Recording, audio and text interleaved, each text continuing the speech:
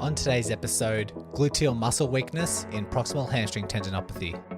Welcome to the podcast helping you overcome your proximal hamstring tendinopathy. This podcast is designed to help you understand this condition, learn the most effective evidence-based treatments, and of course, bust the widespread misconceptions. My name is Brodie Sharpe. I'm an online physiotherapist, recreational athlete, creator of the Run Smarter series, and a chronic proximal hamstring tendinopathy battler. Whether you are an athlete or not, this podcast will educate and empower you in taking the right steps to overcome this horrible condition. So let's give you the right knowledge along with practical takeaways in today's lesson.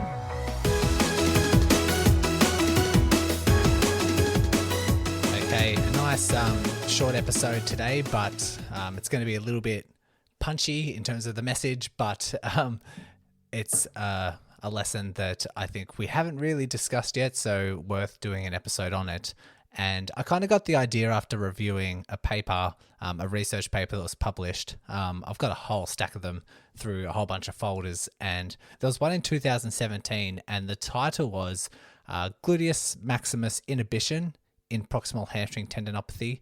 And so your Gluteus Maximus is one of your major glute muscles, the biggest in fact, that produces a lot of force when traveling in a straight line.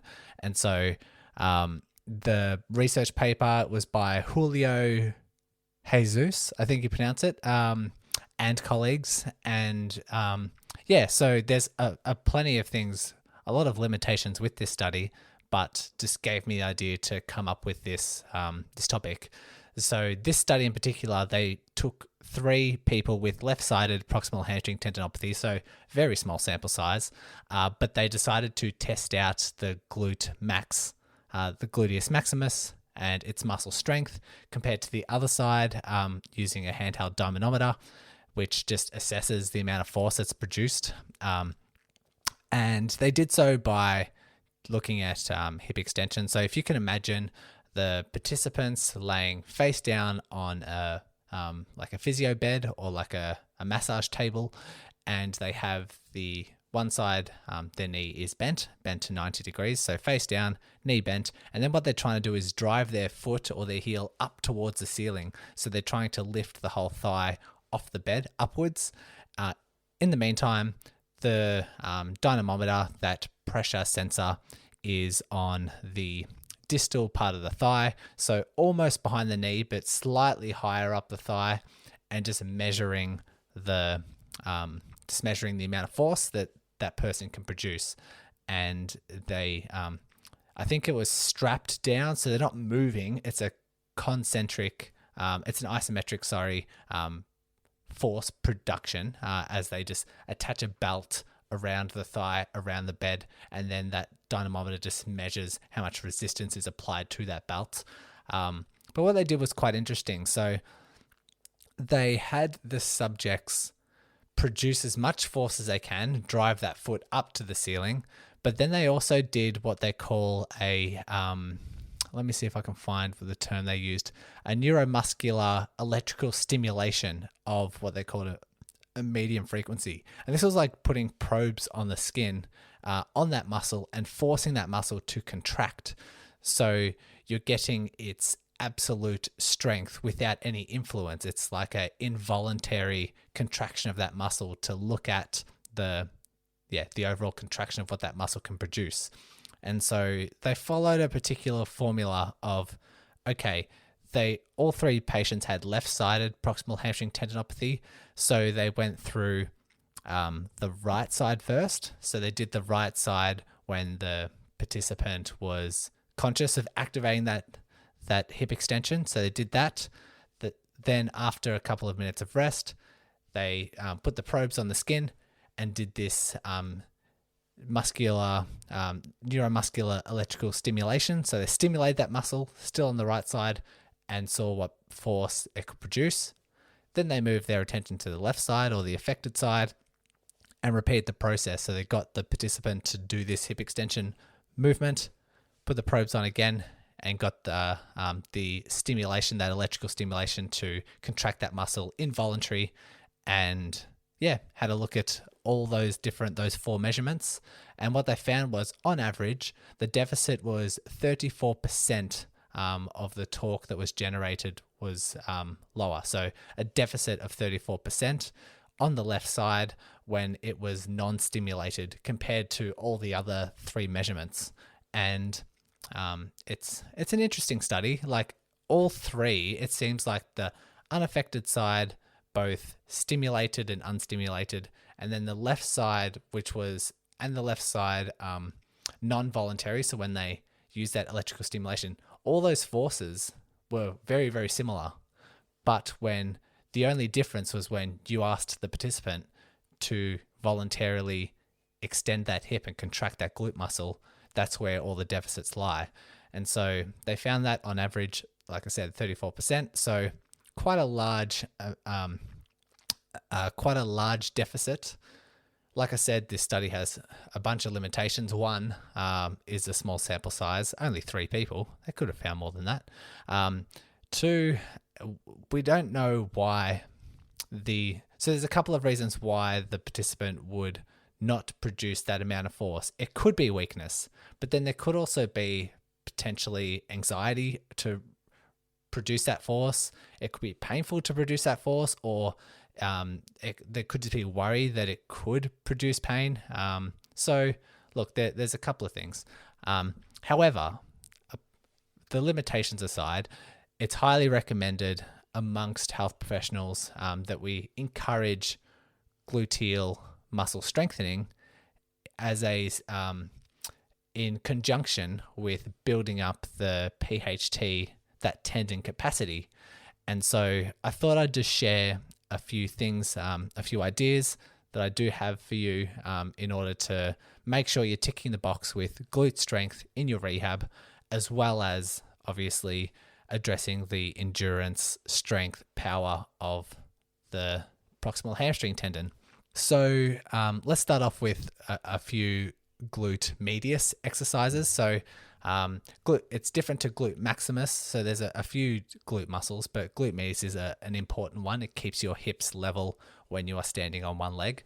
One of them being hip hikes or hip hitches. I'm pretty sure I've mentioned this in the podcast before.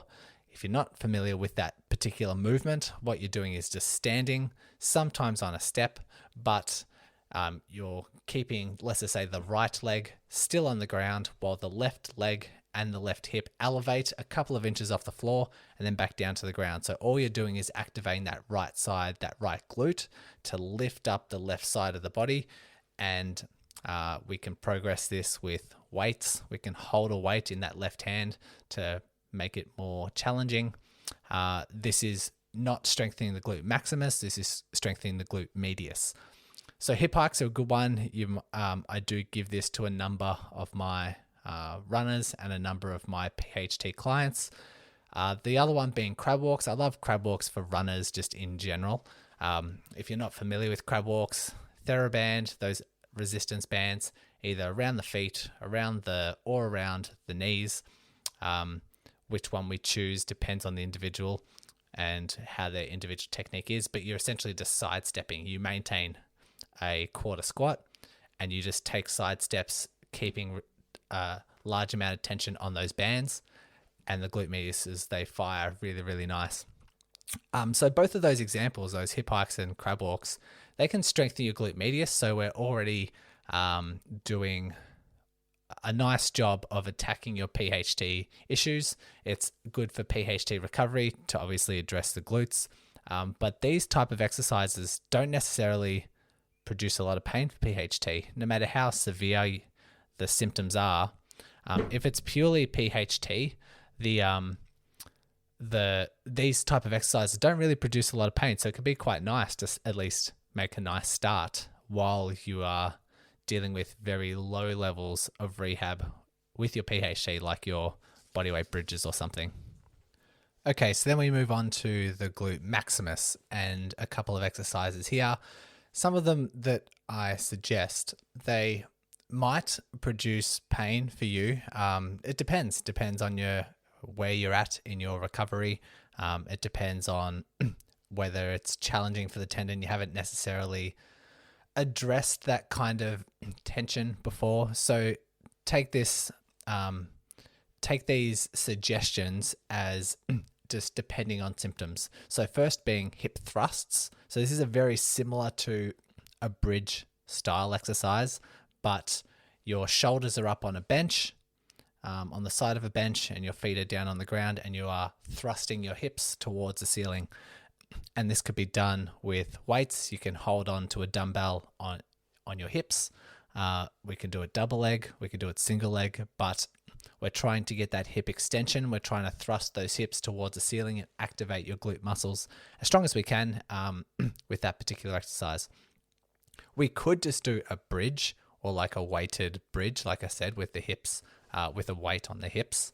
That can be quite nice. It's not probably going to activate as much range of movement or activate the glutes as much as the hip thrusts, but we do want to make sure that if you do bridges, that we're generating that full hip extension, because some people might do a bridge and only do 3/4 and not get to that really nice straight line of shoulders, hips, knees. If you don't, you fall short of that, you're not getting any hip extension. Therefore, the glutes aren't really activating to their full potential. Then we have a couple of other things which might produce pain if you're in those early stages of rehab, but if you're further along into some end ranges in your rehab, then some dumbbell lunges. Lunges can be quite nice to drive through that the glutes and whatever particular weight we choose to do. So you might hold on to a dumbbell on each hand as you go into those lunges. And if you have a gym membership and that gym has a leg press, most people do, or most gyms do, then a single leg press can be very nice for generating a lot of force through the glutes.